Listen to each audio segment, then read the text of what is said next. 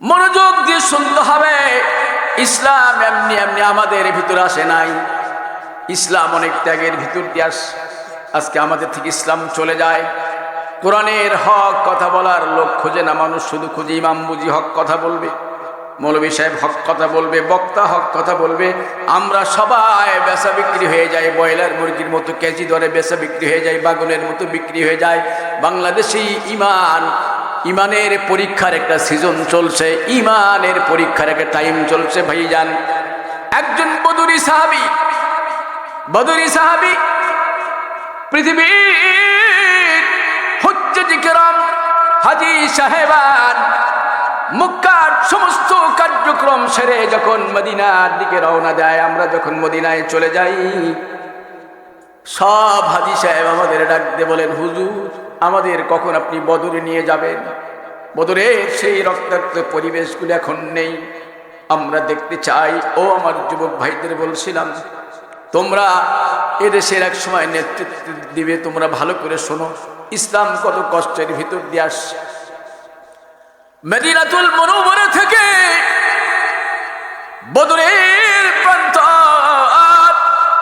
455 kilometre রাস্তা, দীর্ঘ রাস্তা পাড়ি দিয়ে, পাহাড় উঁচু নিচু, শুধু পাহাড় পর্বত পাড়ি দিয়ে বদর যেতে হয় ভাইজান। 313 জন সাহাবী ছিল। কথা বলেন কতজন? 313 জন সাহাবী বিশাল বিজয় অর্জন করেছে। বিশাল মদিনার ভিতরে ইসলাম প্রতিষ্ঠা করেছিলেন। কাফের বেঈমানের সংখ্যা ছিল বেশুমার, অগণন, অসংখ্য। এতগুলো বেঈমান, এতগুলো মুশরিক মুনাফিককে উড্ডীন করে, এতগুলো মুনাফিক বেঈমানকে পদদলিত করে, নিশ্চিহ্ন করে, জমিন থেকে বিদায় দিয়ে ইসলামের পতাকা যারা উড়িয়েছিলেন তাদের বলা হয় বদরি সাহাবী। একজন বদরি সাহাবী, নাম তার খুবাইব রাদিয়াল্লাহু তাআলা আনহু। নামটা মুখস্থ করে যান, আপনারা গ্রামগঞ্জের মানুষ, কাজে লাগবে।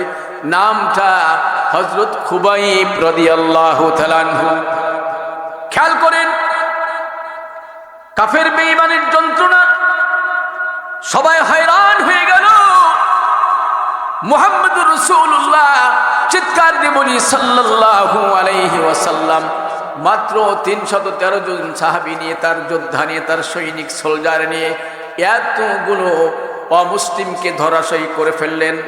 কিন্তু তারা সব অক্ষত রয়ে গেল, তাদের কোনো ক্ষতি হলো না।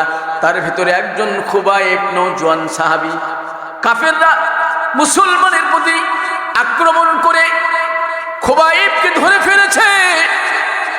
খুবাইব কাফেরদের বেড়াজালে ধরা পড়েছে, কাফেরদের গোয়েন্দা নজরদারিতে পড়ে গিয়েছে।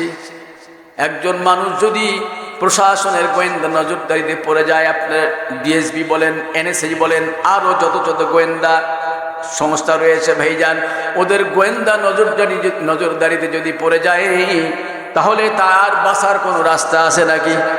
কথা বলেন, আছে নাকি?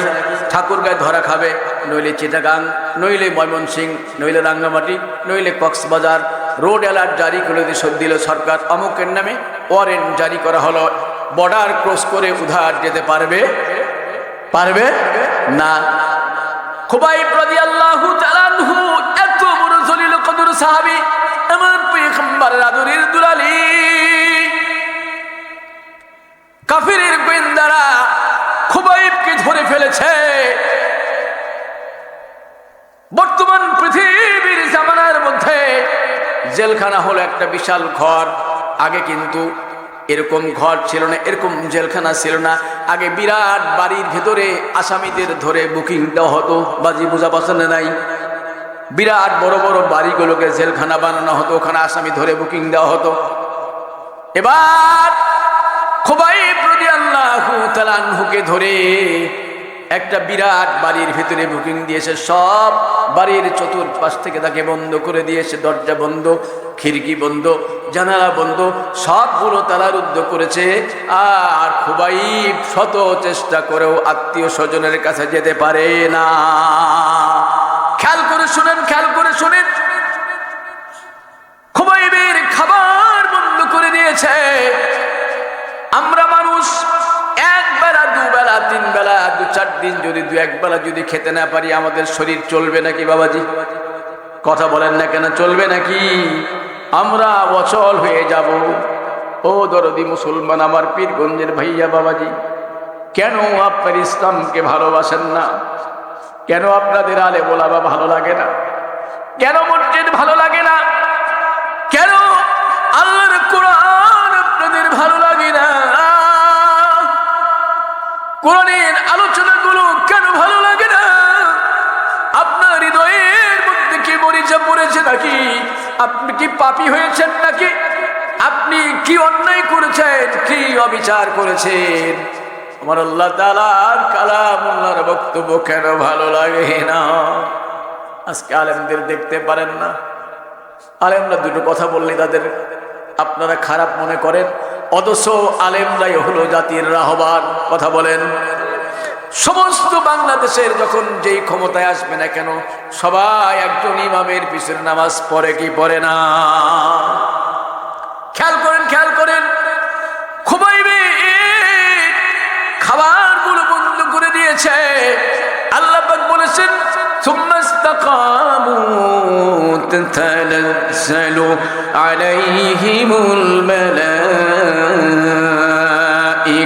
জোরে বলেন আল্লাহু আকবার। মুহাব্বতে বলা যাবে না আল্লাহু আকবার। আমার ভাইজান, আল্লাহ তাআলা বলেছেন যারা এক আল্লাহর প্রতি ঈমান নিয়ে আসবে, যারা ঈমানের প্রতি অবিচল থাকবে, কোরআনের প্রতি যারা অবিচল থাকবে,